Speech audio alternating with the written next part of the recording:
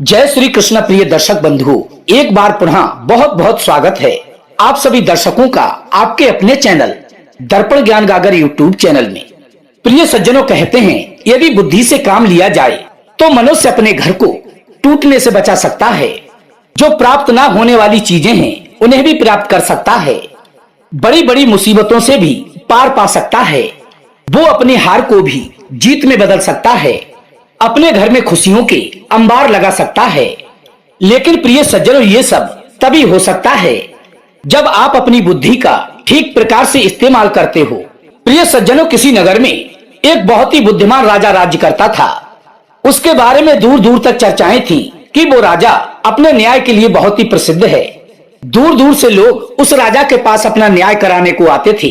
वो राजा सभी का न्याय बड़े ही अजीब अंदाज में किया करते थे। अक्सर उन्हें प्रश्न पूछने का बड़ा ही शौक था। एक दिन नगर के दो सगे भाई अपना फैसला कराने को राजा के पास राज दरबार में आए। दरअसल उनके पिता मरते समय उन दोनों के लिए एक गाय दे गए थे और अपने दोनों पुत्रों से कहे गए थे कि हे बेटा, ये पशुधन तुम दोनों आपस में बांट लेना। उनके पिताजी तो मर गए, लेकिन उन दोनों भाइयों का उस गाय को लेकर के बंटवारा नहीं हो पा रहा था। वे दोनों अपने मन में सोच रहे थे कि एक गाय है, इसको दो जगह कैसे बांटा जाए। बड़ा भाई कहता था कि ये गाय मैं लूंगा, छोटा कहता था मैं लूंगा। जब उन दोनों में बात नहीं बनी तो वे दोनों अपना झगड़ा लेकर राजा के पास राज दरबार में आ गए और गाय के बारे में राजा के लिए सारी बात कह सुनाई। वो राजा उन दोनों की बात को सुनकर के काफी देर तक सोचता रहा कि इन दोनों का बंटवारा कैसे किया जाए। गाय तो एक है और गाय किसी एक के ही पास रह सकती है। उस राजा के लिए प्रश्न पूछने का बड़ा ही शौक था। तभी राजा उन दोनों से कहने लगा कि देखो भाई, मैं तुम दोनों से एक प्रश्न करूंगा और जो मेरे इस प्रश्न का ठीक ठीक उत्तर देगा मैं ये गाय उसी को दे दूंगा। अब तो प्रिय सज्जनों, राजा की बात सुनकर के वे दोनों भाई बहुत बड़े सोच में पड़ गए कि इस राजा का कैसा न्याय है। पिता की संपत्ति पर तो सभी संतानों का समान अधिकार होता है, चाहे उसका एक बेटा अक्लमंद हो और दूसरा बुद्धिहीन। तभी उसका बड़ा भाई सोचने लगा कि उसका छोटा भाई बहुत ही होशियार है, इसलिए वो राजा द्वारा पूछे गए प्रश्न का उत्तर भी दे देगा। इस हिसाब से तो वो गाय उसी को मिल जाएगी, इस हिसाब से तो वो गाय उसी को मिल जाएगी। यही सोचकर उसका बड़ा भाई कहने लगा कि हे राजन, हम अपना बंटवारा कराने आए हैं, ना कि परीक्षा देने। आप ऐसे ही हमारा बंटवारा कर दो। तभी राजा कहने लगे कि नहीं, हमारा बंटवारा करने का तरीका कुछ अलग है। प्रिय सज्जनों, उसका छोटा भाई बहुत ही बुद्धिमान था, तो वो तो राजा की बात से सहमत हो गया। वो राजा से कहने लगा कि ठीक है महाराज, आप प्रश्न पूछिए। तभी राजा ने उनके समक्ष एक प्रश्न रखा। वो प्रश्न ये था कि संसार में सबसे तेज गति किसकी है। अब तो राजा द्वारा पूछे गए प्रश्न को सुनकर के वे दोनों भाई सोच में पड़ गए। तभी राजा उन दोनों से कहने लगा कि अब तुम दोनों जाओ, तुम्हें एक दिन का समय मिलता है। हम तुम्हें एक दिन का समय देते हैं। कल हमारे राज दरबार में आकर के जो भी इसका सही उत्तर बताएगा तभी हम अपना फैसला सुनाएंगे। अब प्रिय सज्जनों, वो दोनों भाई चुपचाप अपने घर को वापस चले आए। अब वे दोनों भाई अपने अपने मन में विचार करने लगे। बड़े भाई ने अपने मन में सोचा कि उसके पास तो तेज गति से दौड़ने वाला घोड़ा है जो सभी को क्षण मात्र में बहुत ही जल्दी पीछे छोड़ देता है। कल मैं राज दरबार में जाकर के राजा को यही उत्तर बता दूंगा। उधर उसका छोटा भाई भी सोच रहा था, पर उसे कोई भी उत्तर समझ में आ नहीं रहा था। वो बड़े ही उदास मन से लेटा हुआ था। तभी उसकी पुत्री ने पूछा कि हे पिताजी, कि क्या बात है, तुम इतने उदास क्यों हो। उसकी बेटी का नाम था चिंतामणि। प्रिय सज्जनों, वो चिंतामणि भी अपने पिता की तरह बुद्धिमान थी। तभी वो अपनी पुत्री को समझाते हुए कहने लगा कि हे बेटी, आज राज दरबार में राजा ने हमसे एक प्रश्न पूछा है और सही उत्तर बताने वाले को जो हमारे घर में गाय है उसे दी जाएगी। यदि मैं राजा के प्रश्न का ठीक ठीक उत्तर नहीं दे पाया तो वो गाय मुझे नहीं मिल पाएगी। तभी उसकी पुत्री कहने लगी कि हे पिताजी, राजा ने आपसे क्या सवाल पूछा है। तब उस लड़की के पिता ने राजा के द्वारा पूछा गया प्रश्न अपनी पुत्री को बताया कि संसार में सबसे तेज गति किसकी है। तभी प्रिय सज्जनों, उस लड़की ने राजा द्वारा पूछे गए प्रश्न का उत्तर झट से अपने पिता को बता दिया कि हे पिताजी, सबसे तेज गति मन की है। अब उसका पिता उत्तर पाकर बिल्कुल निश्चिंत हो गया। और अगले दिन प्रातः काल होते ही वे दोनों भाई राज दरबार में पहुंच गए। और राज दरबार में पहुंच करके उसके बड़े भाई ने बताया कि हे महाराज, कि सबसे तेज गति तो मेरे घोड़े की है। तभी प्रिय सज्जनों छोटा कहने लगा कि नहीं राजा साहब, सबसे तेज गति तो मन की होती है। ये मन ही इतनी तेज गति से भागता है कि क्षण मात्र में ही वो पूरी दुनिया के चक्कर लगा सकता है।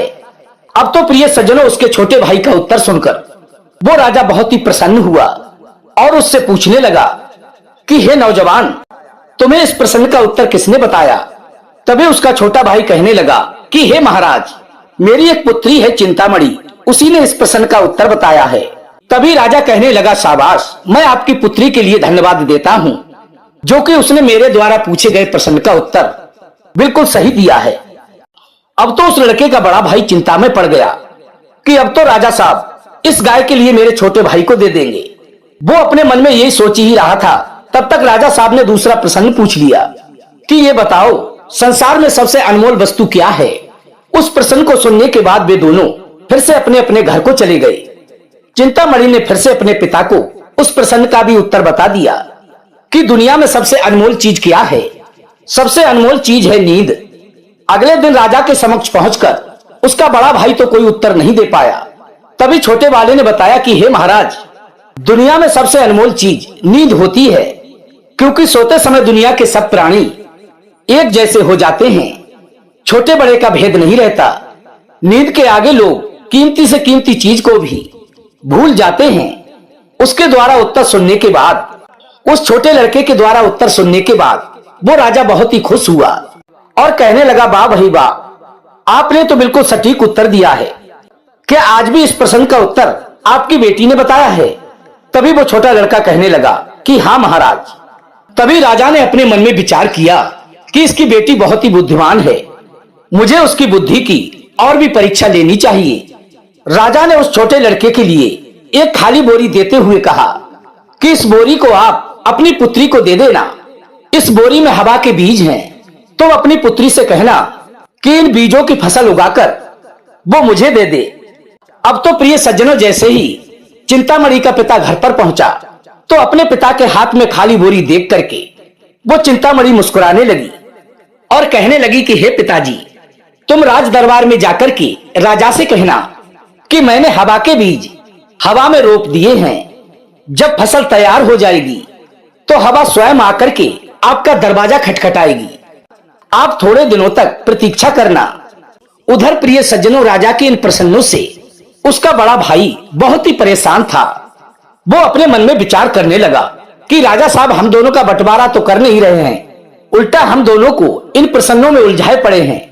ये उनका कैसा न्याय है? तभी राजा ने बड़े भाई से कहा कि देखो भाई, बंटवारा तो हो गया, गाय पर पूरा अधिकार तुम्हारा है, आज से वो गाय तुम्हारी ही है। अब तो प्रिय सज्जनों, राजा के इस फैसले से उसका छोटा भाई बहुत ही निराश हो गया और राजा से कहने लगा कि हे राजन, ये आपका कैसा न्याय है? सभी प्रश्नों के उत्तर तो मैंने दिए हैं और आपने वो गाय हमारे बड़े भाई को दे दी।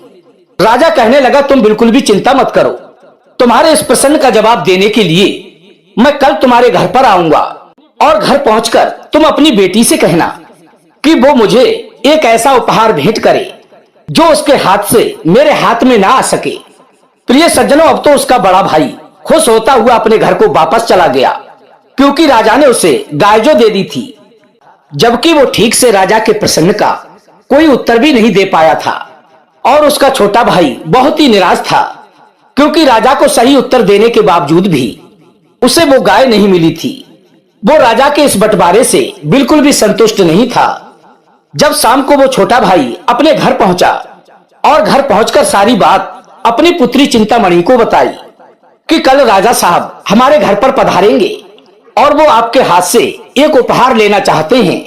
उनका कहना है कि आपके हाथ से उपहार स्वीकार भी करें और वो उपहार राजा को मिल भी ना पाए। तभी उसकी पुत्री ने कहा कि हे पिताजी, आप बिल्कुल भी चिंता ना करें, जैसा आप कह रहे हैं वैसा ही होगा। अब तो पिता और पुत्री राजा के स्वागत की तैयारी में जुट गए। उधर अगले दिन प्रातः काल होते ही जब राजा चिंतामणि के घर पहुंचा तो चिंतामणि ने एक टोकरा कपड़े से ढककर उपहार स्वरूप देने के लिए राजा की ओर बढ़ाया। और राजा से कहने लगी कि हे राजन, आप मेरे द्वारा दिए जाने वाला ये उपहार स्वीकार कीजिए। अब प्रिय सज्जनों, राजा ने चिंतामणि से वो उपहार ले लिया और उस टोकरी से कपड़ा हटाकर देखने लगा कि देखे इस टोकरी में है क्या। जैसे ही राजा ने उस टोकरी के ऊपर से कपड़ा हटाया तो उस टोकरी में से एक तीतर फुर्र से उड़ गया। राजा के मुंह से निकला, वाह भाई वाह, क्या बुद्धि लगाई है। आपका उपहार देख करके मुझे बहुत ही प्रसन्नता हुई। राजा ने उसके पिताजी से कहा कि देखो भाई, मैं आपकी पुत्री चिंतामणि की बुद्धिमत्ता से बहुत ही प्रसन्न हूँ और इसीलिए मैं चिंतामणि से विवाह करना चाहता हूँ। ये बात सुनने के बाद चिंतामणि का पिता खुशी से झूम उठा और अपने मन में सोचने लगा कि राजा ने मेरे बड़े भाई को गाय देकर के मेरे साथ तो अन्याय किया था, परंतु मेरी पुत्री को अपनाकर मुझे सब कुछ प्रदान कर दिया है जो शायद किसी के भी पास नहीं होगा। राजा ने कहा कि देखो भाई, मैं आपकी पुत्री से विवाह करता हूँ, परंतु मेरी एक शर्त है, आपकी पुत्री मेरे राजकाज के कार्य में कभी भी हस्तक्षेप ना करे और जिस दिन भी इसने ऐसा किया उसी दिन इसे मेरे घर से तुम्हारे घर वापस आना होगा और ये अपने साथ सिर्फ एक ही चीज ला सकती है जो इसे अच्छी लगे। तभी चिंतामणि ने कहा कि हे राजन, मुझे आपकी ये शर्त मंजूर है। प्रिय सज्जनों, अब तो राजा ने चिंतामणि से विवाह कर लिया और उसे रानी बना करके अपने घर ले आया और आनंद पूर्वक अपने महलों में रहने लगा। शर्त के अनुसार चिंतामणि कभी भी राजा के राजकाज के कार्य में हस्तक्षेप नहीं करती थी, फिर चाहे राजा का फैसला कितना भी गलत क्यों नहीं होता। वो जानती थी कि अगर मैंने कुछ भी कहा तो राजा का घर छोड़कर मुझे अपने पिता के घर वापस जाना होगा।